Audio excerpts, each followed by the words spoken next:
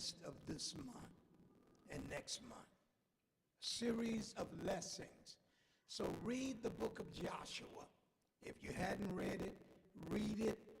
Read it daily. I'm going to do a series of sermons from the book of Joshua so you can be familiar with some of the things I'll be sharing. In Joshua 21, verse 45, listen to what it says. There failed no part of any good things which the Lord had promised I spake to the house of Israel. All came to pass. Read it again. There fell not aught of any good thing which the Lord has spoken to the house of Israel. All came to pass. Can you put that in your own life? If you can take this scripture and put your life in it and say that back to the Lord, that will not fail, you will not fail, or God will not fail of any good thing is coming in my life.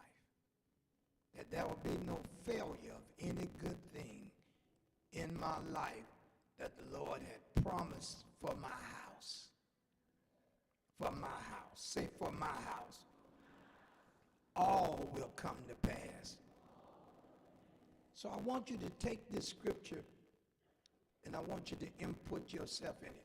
And the book of Joshua is one of the most unique books because it's a book of possession. It's a book that encourages us and it gives us dialogue and examples of how to receive from the promise God had made. It's one of the most courageous books, but it gives you details and it gives you an assurance that if God makes a promise, he won't fail you. And when we read it in verse 45, it's reminding us that nothing failed. Every word that God gave came to pass.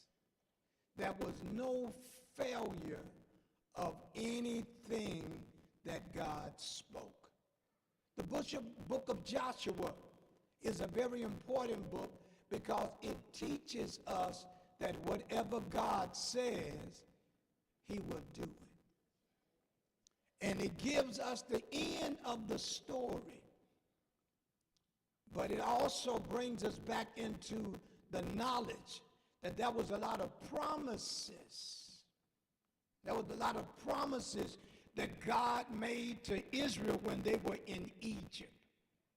And out of the promises that were made in Joshua, we see the fulfillment of it. And we see not only just the fulfillment of it, we see how they overcame the challenges and the obstacles that were before them. You remember there were giants in the land. But